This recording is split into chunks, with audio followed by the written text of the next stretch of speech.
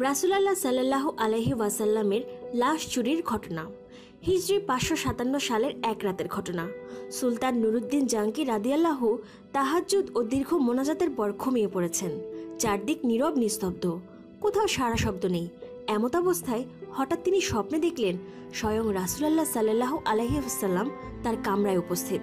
তিনি কোনো ভূমিকা ছাড়াই দুজন নীল চক্ষু বিশিষ্ট লোকের দিকে ইঙ্গিত করে বললেন, নুরুদ্দিন, মাহমুদ, এরা আমাকে বিরক্ত করছে। এই দুইজন থেকে আমাকে মুক্ত করো। এই ভয়াবহ স্বপ্ন দেখে নুরুদ্দিন জাঙ্কি রাদিয়াল্লাহু অত্যন্ত ভীত সন্ত্রস্ত হয়ে ঘুম থেকে জাগ্রত হলেন এবং কিং কর্তব্য বিমূঢ় হয়ে গোটা কক্ষময় পায়চারি করতে লাগলেন। সাথে সাথে তার মাথায় বিভিন্ন প্রকার চিন্তা ঘুরপাক খেতে লাগলো। হৃদয় রাজ্যে ভিড় জমল হাজার রকমেরও প্রশ্ন। তিনি ভাবলেন, আল্লাহর রাসূল তো এখন কবর জীবনে, তার সাথে অভিশপ্ত ইহুদিরা এমন কি ষড়যন্ত্র করতে পারে? কি হতে পারে তাদের চক্রান্তের স্বরূপ? তারা কি রাসূলুল্লাহ সাল্লাল্লাহু আলাইহি ওয়াসাল্লামের কোনো ক্ষতি করতে চায়? চাই কি পরজীবনে তার সাথে ষড়যন্ত্রে লিপ্ত হতে? আমাকে দুজন ইহুদি চেহারা দেখানো হলো কেন? শয়তান তো আল্লাহর নবীর অবয়বে আসতে পারে না। তাহলে কি আমি সত্য স্বপ্ন দেখেছি? এসব ভাবতে ভাবতে সুলতান অস্থির হয়ে পড়লেন। তিনি অজু গোসল সেরে তাড়াতাড়ি 2 রাকাত নামাজ আদায় করলেন। তারপর মহান আল্লাহর দরবারে ক্রন্দনরত অবস্থায় অনেকক্ষণ মোনাজাত করলেন। সুলতানের এমন কেউ ছিল না যার সাথে তিনি পরামর্শ করবেন। আবার এ স্বপ্ন এমন নয় যে যার তার কাছে ব্যক্ত করবেন। অবশেষে আবারও তিনি শয়ন করলেন। দীর্ঘ সময়ের পর যখনই তার একটু ঘুমের ভাব এলো, সঙ্গে সঙ্গে এবারও তিনি প্রথমবারের ন্যায় নবী করিম সাল্লাল্লাহু আলাইহি ওয়াসাল্লামকে স্বপ্নে দেখলেন। তিনি তাকে পূর্বের ন্যায় বলছেন, নুরুদ্দিন, মাহমুদ, এই দুজন থেকে আমাকে মুক্ত করো। এবার নুরুদ্দিন জাঙ্কি রাদিয়াল্লাহু আল্লাহ আল্লাহ বলতে বলতে বিছানা থেকে উঠে বসলেন। তারপর কোথায় যাবেন, কি করবেন কিছুই ঠিক করতে না পেরে দ্রুত অজু গোসল শেষ করে মুসল্লায় দাঁড়িয়ে অত্যাধিক ভীত সন্ত্রস্ত অবস্থায় 2 রাকাত নামাজ আদায় করলেন এবং দীর্ঘ সময় অশ্রুসিক্ত নয়নে দোয়া করলেন। রাতের অনেক অংশ এখনো বাকি। সমগ্র পৃথিবী যেন কি এক বিপদের সম্মুখীন হয়ে নিঝুম হয়ে আছে। কি এক মহাবিপর্যয় যেন পৃথিবীর বুকে সংগঠিত হতে যাচ্ছে। কঠিন বিপদের ঘনঘটা যেন চতুর্দিকে ছড়িয়ে পড়ছে।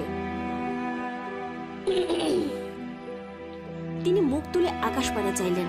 মনে হলো স্বপ্ন দেখা ওই দুজন লোক যেন তাকে ধরার জন্য দ্রুত গতিতে ধেয়ে আসছে। তিনি সেই চেহারা দুটোকে মনের মণিকোষ্ঠ থেকে সরাবার চেষ্টা করলেন, কিন্তু কিছুতেই তা সম্ভব হলো না। শেষ পর্যন্ত নিরুপায় হয়ে নুরুদ্দিন জাঙ্কি রাদিয়াল্লাহু চোখ বন্ধ করে আবারও তন্দ্রা বিভোর হয়ে শুয়ে পড়লেন। শোয়ার পর দ্বিতীয়বারও তিনি একই ধরনের স্বপ্ন দেখলেন। রাসূলুল্লাহ সাল্লাল্লাহু আলাইহি ওয়াসাল্লামের বক্তব্য শেষ হওয়ার পর নুরুদ্দিন জাঙ্কি রাদিয়াল্লাহু ক্রন্দনরত অবস্থায় বিছানা পরিত্যাগ করলেন।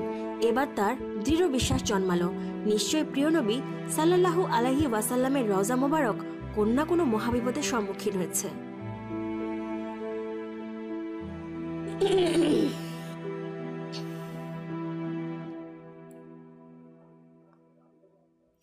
তিনি তড়িৎ গতিতে অজু গোসল সেরে ফজরের নামাজ আদায় করলেন। নামাজ শেষে প্রধানমন্ত্রী জালালউদ্দিন মনসুলির নিকট গিয়ে গোপনীয়তা রক্ষার প্রতিশ্রুতি নিয়ে স্বপ্নের বিবরণ শোনালেন এবং এই মুহূর্তে কি করা যায় সেই ব্যাপারে সুচিন্তিত পরামর্শ চাইলেন। জালালউদ্দিন মনসুলি স্বপ্নের বৃত্তান্ত অবগত হয়ে বললেন, হুজুর, আপনি এখনো বসে আছেন। নিশ্চয়ই প্রিয় নবীর রওজা মোবারক কোনো কঠিন বিপদের সম্মুখীন হয়েছে। তাই এই বিপদ থেকে উদ্ধার করার জন্য বারবার তিনি আপনাকে স্মরণ করছেন। অতএব আমার পরামর্শ হলো সময় নষ্ট না করে অতি সত্বর মদিনার পথে অগ্রসর হন। নুরুদ্দিন জাঙ্কি রাদিয়াল্লাহু আর কোনো কালবিলম্ব করলেন না। তিনি 16,000 দ্রুতগামী অশ্বারোহী সৈন্য এবং বিপুল ধন সম্পদ নিয়ে বাগদাদ থেকে মদিনা অভিমুখে রওনা হলেন। রাত দিন সফর করে 17তম দিনে মদিনা শরীফে পৌঁছলেন এবং সৈন্যবাহিনী সহ গোসল ও অজু সেরে 2 রাকাত নফল নামাজ আনতে অধিক সময় ধরে মোনাজাত করলেন। তারপর সৈন্যবাহিনী দ্বারা মদিনা ঘেরাও করে ফেললেন এবং সঙ্গে সঙ্গে আদেশ জারি করে দিলেন যে বাইরের লোক মদিনায় আসতে পারবে, কিন্তু সাবধান, মদিনা থেকে কোনো লোক বাইরে যেতে পারবে না। নুরুদ্দিন জাঙ্কি রাদিয়াল্লাহু জুম্মার খুতবা দান করলেন এবং ঘোষণা দিলেন, আমি মদিনাবাসীকে দাওয়াত দিয়ে একবেলা খানা খাওয়াতে চাই। আমার অভিলাষ সকলেই যেন এই দাওয়াতে অংশগ্রহণ করে। সুলতান মদিনাবাসীকে আপ্যায়নের জন্য বিশাল আয়োজন করলেন এবং প্রত্যেকের নিকট অনুরোধ করলেন মদিনার কোনো লোক যেন এই দাওয়াত থেকে বঞ্চিত না হয়। নির্ধারিত সময় খাওয়া দাওয়া শুরু হলো। প্রত্যেকেই তৃপ্তি সহকারে খানা খেলো। যারা দূর দূরান্ত থেকে আসতে পারেনি তাদেরকেও শেষ পর্যন্ত ঘোড়া ও গাধার পিঠে চড়িয়ে আনা হলো। এভাবে প্রায় 15 দিন পর্যন্ত অগণিত লোক শাহী দাওয়াতে শরিক হওয়ার পর সুলতান জিজ্ঞাসা করলেন, আরও কেউ অবশিষ্ট আছে কি? থাকলে তাদেরকেও ডেকে আনো। এই নির্দেশের পর সুলতান বিশ্বস্ত সূত্রে অবগত হলেন যে আর কোনো লোক দাওয়াতে আসতে বাকি নেই। এ কথা শুনে তিনি সীমাহীন অস্থির হয়ে পড়লেন। চিন্তার অথৈ সাগরে হারিয়ে গেলেন তিনি। ভাবলেন, যদি আর কোনো লোক দাওয়াতে শরিক হতে বাকি না থাকে তাহলে সেই অভিশপ্ত দুজন লোক গেল কোথায়? আমি তো দাওয়াতে শরিক হওয়া প্রতিটি লোককে অত্যন্ত গভীরভাবে পর্যবেক্ষণ করেছি, কিন্তু কালো চেহারাই তো স্বপ্নে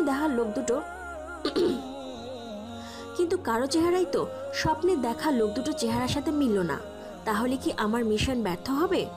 আমি কি ওই দুটো কুচক্রী লোককে গ্রেফতার করে দৃষ্টান্তমূলক শাস্তি দিতে সক্ষম হব না? এসব চিন্তায় তিনি বেশ কিছুক্ষণ ডুবে রইলেন। তারপর আবারও তিনি নতুন করে ঘোষণা করলেন, আমার দৃঢ় বিশ্বাস মদিনার সকল লোকদের দাওয়াত খাওয়া এখনো শেষ হয়নি। অতএব সবাইকে আবারও অনুরোধ করা যাচ্ছে, যারা এখনো আসেনি তাদেরকে যেন অনুসন্ধান করে দাওয়াতে শরিক করা হয়। এ কথা শুনে মদিনাবাসী সবাই এক বাক্যে বলে উঠল, হুজুর, মদিনার আশেপাশে এমন কোনো লোক বাকি নেই যারা আপনার দাওয়াতে অংশগ্রহণ করেনি। তখন নুরুদ্দিন জাঙ্কি রাদিয়াল্লাহু বলিষ্ঠ কণ্ঠে বলেন, আমি যা বলেছি ঠিকই বলেছি, আপনারা ভালোভাবে অনুসন্ধান করুন।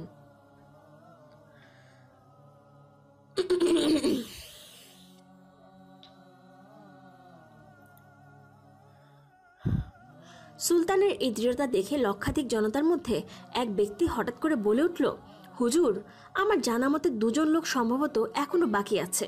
তারা আল্লাহওয়ালা বুজুর্গ মানুষ, জীবনে কখনো কারো কাছ থেকে হাদিয়া তোফা গ্রহণ করেন না, এমনকি কারো দাওয়াতেও শরিক হন না। তারা নিজেরাই লোকদেরকে অনেক দান খয়রাত করে থাকেন, নীরবতাই অধিক পছন্দ করেন, লোকসমাজে উপস্থিত হওয়া মোটেও ভালোবাসেন না। লোকটির বক্তব্য শুনে সুলতানের চেহারায় একটা বিদ্যুতের চমক খেলে গেল। তিনি কালবিলম্ব না করে কয়েকজন লোক সহকারে ওই লোক দুটোর আবাসস্থলে উপস্থিত হলেন। তিনি দেখলেন, এ তো সেই দুজন যাদেরকে স্বপ্নে দেখানো হয়েছিল। তাদেরকে দেখে সুলতানের দুচোখ রক্তবর্ণ ধারণ করল। তারা জিজ্ঞেস করলেন, কে তোমরা? কোথা থেকে এসেছো? তোমরা সুলতানের দাওয়াতে শরিক হলে না কেন? লোক দুটো নিজের পরিচয় গোপন করে বলল, আমরা মুসাফির, হজের উদ্দেশ্যে এসেছিলাম। হজ কার্য সমাধা করে জিয়ারতের নিয়তে রওজা শরীফে এসেছি, কিন্তু প্রিয় নবী সাল্লাল্লাহু আলাইহি ওয়াসাল্লামের প্রেমে আত্মহারা হয়ে ফিরে যেতে মন চাইল না। তাই বাকি জীবন রওজার পাশে কাটিয়ে দেওয়ার নিয়তেই এখানে রয়ে গেছি। আমরা কারো দাওয়াত গ্রহণ করি না। এক আল্লাহর উপরেই আমাদের পূর্ণ আস্থা। আমরা তারই উপর নির্ভরশীল। ইবাদত, রিয়াজত ও পরকালের চিন্তায় বিভোর থাকাই আমাদের কাজ। কুরআন পাক তিলওয়াত, নফল নামাজ ও ওজিফা পাঠেই আমাদের সময় শেষ হয়ে যায়। সুতরাং দাওয়াত খাওয়ার সময়টা কোথায়? উপস্থিত জনগণ তাদের পক্ষ হয়ে বলল যে, হুজুর, এরা দীর্ঘদিন যাবৎ এখানে অবস্থান করছেন।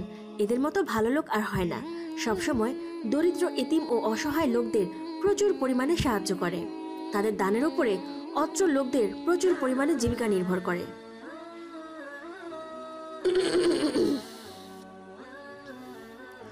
নুরুদ্দিন জাঙ্কি রাদিয়াল্লাহু লোকদের কথা শুনে লোক দুটোর প্রতি পুনরায় গভীর দৃষ্টিতে তাকালেন। অত্যন্ত সূক্ষ্মভাবে তাদের পা থেকে মাথা পর্যন্ত পর্যবেক্ষণ করলেন। এতে আবারও তিনি নিশ্চিত হলেন এরা তারাই যাদেরকে তিনি স্বপ্নে দেখেছিলেন। এবার সুলতান জলদ গম্ভীর স্বরে তাদেরকে বললেন, সত্য কথা বলো, তোমরা কে, কেন, কি উদ্দেশ্যে এখানে থাকছ? এবারও তারা পূর্বের কথা পুনরাবৃত্তি করে বলল, আমরা পশ্চিম দেশ থেকে পবিত্র হজ ব্রত পালনের জন্য এখানে এসেছি। রাসূলুল্লাহ সাল্লাল্লাহু আলাইহি ওয়াসাল্লামের নৈকট্য লাভই আমাদের একমাত্র লক্ষ্য। এই উদ্দেশ্যে আমরা এখানে অবস্থান করছি। সুলতান এবার কারো কথায় কান না দিয়ে তাদেরকে সেখানে আটক রাখার নির্দেশ দিলেন। অতঃপর স্বয়ং তাদের থাকার জায়গায় গিয়ে খুব ভালো করে অনুসন্ধান চালালেন। সেখানে অনেক মাল সম্পদ পাওয়া গেল বহু দুর্লভ কিতাবপত্র, কিন্তু এমন কোনো জিনিস পাওয়া গেল না যা দ্বারা স্বপ্নের বিষয়ে কোনো প্রকার সহায়তা হয়।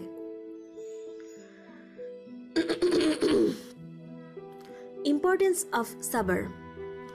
নুরুদ্দিন জাঙ্কির অত্যাধিক নুরুদ্দিন জাঙ্কির অবস্থা অত্যাধিক পেরেশান, অস্থির। এখনো রহস্য উদ্ঘাটন করতে না পারায় তিনি সীমাহীন চিন্তিত। এদিকে মদিনায় বহু লোক তাদের জন্য সুপারিশ করছে।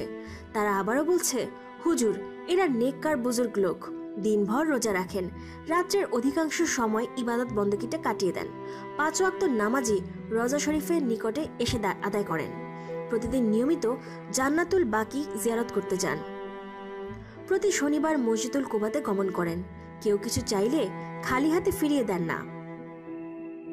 সুলতান তাদের অবস্থা শুনে সীমাহীন আশ্চর্য বোধ করলেন। তথাপি তিনি হাল ছাড়ছেন না। কক্ষের অংশে অনুসন্ধানী দৃষ্টি ফিরিয়ে নিচ্ছেন। ঘরের প্রতিটি বস্তুকে গভীরভাবে পর্যবেক্ষণ করছেন, কিন্তু সন্দেহ করার মতো কিছুই তিনি পাচ্ছেন না। নুরুদ্দিন জাঙ্কি রাদিয়াল্লাহু এক পর্যায়ে সঙ্গীদের বললেন, আচ্ছা, তাদের নামাজের মুসাল্লাটা একটু উঠাও দেখি। সঙ্গীরা নির্দেশ পালন করল। নামাজের মুসাল্লাটি বিছানো ছিল একটি চাটাইয়ের উপরে। সুলতান এবার নির্দেশ দিলেন, চাটাইটাও সরিয়ে ফেলো। চাটাই সরানোর পর দেখা গেল বিশাল একখানা পাথর। সুলতানের নির্দেশে তাও সরানো হলো। এবার পাওয়া গেল এমন একটি সুড়ঙ্গ পথ যা বহু দূর পর্যন্ত চলে গেছে, এমনকি তা পৌঁছে গেছে রওজা শরীফের অত্যন্ত সন্নিকটে। এই দৃশ্য অবলোকন করা মাত্র নুরুদ্দিন জাঙ্কি রাদিয়াল্লাহু বিজলি আহতের ন্যায় চমকে উঠলেন। অস্থিরতার কালো মেঘ ছেয়ে যায় তার সমস্ত হৃদয় আকাশে। ক্রোধে লাল হয়ে যায় গোটা মুখমণ্ডল। অবশেষে লোক দুটোকে লক্ষ্য করে ক্ষিপ্ত ক্রুদ্ধ সিংহের ন্যায় গর্জন করে ঝাঁঝালো কণ্ঠে বললেন, তোমরা পরিষ্কার ভাষায় সত্য কথাটি খুলে বলো, নইলে এক্ষুনি তোমাদের যন্ত্রণাদায়ক শাস্তির সম্মুখীন হতে হবে। বলো, তোমরা কে? তোমাদের আসল পরিচয় কি? কারা, কি উদ্দেশ্যে তোমাদের এখানে পাঠিয়েছে? সুলতানের কথায় তারা ঘাবড়ে গেল। কঠিন বিপদ সামনে দেখে আসল পরিচয় প্রকাশ করে বলল, আমরা ইহুদি। দীর্ঘদিন যাবৎ আমাদেরকে মুসল শহরের ইহুদিরা সুদক্ষ কর্মী দ্বারা প্রশিক্ষণ দিয়ে প্রচুর অর্থ সহকারে এখানে পাঠিয়েছে। আমাদেরকে এই জন্য পাঠানো হয়েছে যে আমরা যে কোনো উপায়ে মুহাম্মদ সাল্লাল্লাহু আলাইহি ওয়াসাল্লামের শবদেহ বের করে ইউরোপীয় ইহুদিদের হাতে হস্তান্তর করি। এই দুরূহ কাজে সফল হলে তারা আমাদেরকে আরো ধন সম্পদ দেবে বলে প্রতিশ্রুতি দিয়েছে। সুলতান বললেন, তোমরা তোমাদের পরিকল্পনা বাস্তবায়নের জন্য কি পদ্ধতি অবলম্বন করেছিলে? কিভাবে তোমরা কাজ করতে? তারা বলল, আমাদের নিয়মিত কাজ ছিল রাত গভীর হলে অল্প পরিমাণ সুড়ঙ্গ খনন করা, সাথে সাথে ওই মাটিগুলোকে চামড়ার মজকে ভর্তি করে অতি সন্তর্পণে মদিনার বাইরে নিয়ে ফেলে আসা। আজ দীর্ঘ 3 বছর যাবৎ এই মহাপরিকল্পনা বাস্তবায়নের কাজে আমরা অনবরত ব্যস্ত আছি। যে সময় আমরা রওজা মোবারকের নিকট পৌঁছে গেলাম এবং সিদ্ধান্ত গ্রহণ করলাম যে 1 সপ্তাহের মধ্যে বিশ্বনবীর লাশ বের করে নিয়ে যাব, ঠিক সে সময় ধরে আমাদের মনে হলো আকাশ যেন ভেঙে টুকরো টুকরো হয়ে যাচ্ছে। জমিন যেন প্রচণ্ড ভূমিকম্পে থরথর করে কাঁপছে, যেন সমগ্র পৃথিবী জুড়ে মহাপ্রলয় সংঘটিত হচ্ছে। অবস্থা এতটাই শোচনীয় রূপ ধারণ করলো, মনে হলো সুড়ঙ্গের ভিতরেই যেন আমরা সমাধিস্থ হয়ে পড়ব।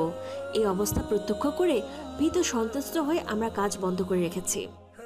তাদের বক্তব্যে সুলতানের নিকট সবকিছুই পরিষ্কার হয়ে গেল। তাই তিনি লোক দুটোকে নজিরবিহীন শাস্তি দেওয়ার ব্যবস্থা করলেন, যাতে ভবিষ্যতে কেউ আর এমন দুঃসাহস দেখাতে না পারে। তিনি মসজিদ হতে অর্ধ মাইল দূরে একটি বিশাল ময়দানে 20 তাহ উঁচু একটি কাঠের মঞ্চ তৈরি করলেন। সাথে সাথে সংবাদ পাঠিয়ে মদিনা ও মদিনার আশেপাশের লোকদেরকে উক্ত ময়দানে হাজির হওয়ার নির্দেশ প্রদান করলেন। নির্ধারিত সময়ে লক্ষ লক্ষ লোক উক্ত মাঠে সমবেত হল। সুলতান নুরুদ্দিন জাঙ্কি রাদিয়াল্লাহু অপরাধী লোক দুটোকে লৌহ শিকলে আবদ্ধ করে মঞ্চের উপরে বসালেন। তারপর বিশাল জনসমুদ্রের মাঝে তাদের হীন চক্রান্ত ও ঘৃণ্য তৎপরতার কথা উল্লেখ করলেন। সুলতান নুরুদ্দিন জাঙ্কি রাদিয়াল্লাহুর বক্তব্য শ্রবণ করে লোকজন বিস্ময়ে হতবাক হয়ে গেল। তারা এই ঘৃণ্য ষড়যন্ত্রের দৃষ্টান্তমূলক শাস্তি দাবি করল। সুলতান বললেন, হ্যাঁ, এদের শাস্তি দৃষ্টান্তমূলকই হবে। তিনি লোকদেরকে বিপুল পরিমাণ লাকড়ি সংগ্রহের নির্দেশ দিলেন। তারপর লক্ষ জনতার সামনে সেই ইহুদি দুটোকে মঞ্চের নিম্নভাগে আগুন লাগিয়ে পুড়ে ভস্ম করে ফেললেন। কোনো কোনো বর্ণনায় আছে সেই আগুন নাকি দীর্ঘ 11 দিন পর্যন্ত জ্বলছিল। অতঃপর তিনি বিপুল পরিমাণ অর্থ ব্যয় করে 1000 মণ সীসা গলিয়ে রওজা শরীফের চতুর্পার্শ্বে মজবুত প্রাচীর নির্মাণ করে দেন, যেন ভবিষ্যতে আর কেউ প্রিয় নবীজির কবর পর্যন্ত পৌঁছাতে সক্ষম না হয়। তারপর তিনি কায়মনোবাক্যে আল্লাহ পাকের শুকরিয়া আদায় করলেন এবং তাকে যে এত বড় খেদমতের জন্য কবুল করা হলো সেই জন্য সপ্তাহকাল ব্যাপী আনন্দাশ্রু বিসর্জন দিলেন। ইতিহাসের পাতা থেকে অবগত হওয়া যায় যে নুরুদ্দিন জাঙ্কি রাদিয়াল্লাহ ইন্তেকাল করলে ওসিয়ত মোতাবেক তার লাশকে রাসূলুল্লাহ সাল্লাল্লাহু আলাইহি ওয়াসাল্লামের রওজা মোবারকের অতি নিকটে দাফন করা হয়। ইসলাম আপনার জিজ্ঞাসার জবাব, বিশ্বনবীর লাশ চুরি ও ইহুদি সংক্রান্ত, লেখক জিল্লুর রহমান নাদভী, আল ইসাক প্রকাশনী। এছাড়াও এই ঘটনাটা পাবেন রওজা শরীফের ইতিকথা, মহিউদ্দিন খান, সম্পাদক মাসিক মদিনা, মা আলেমে দারুল হিজরা, পৃষ্ঠা 146, জাজবুল কুলুব।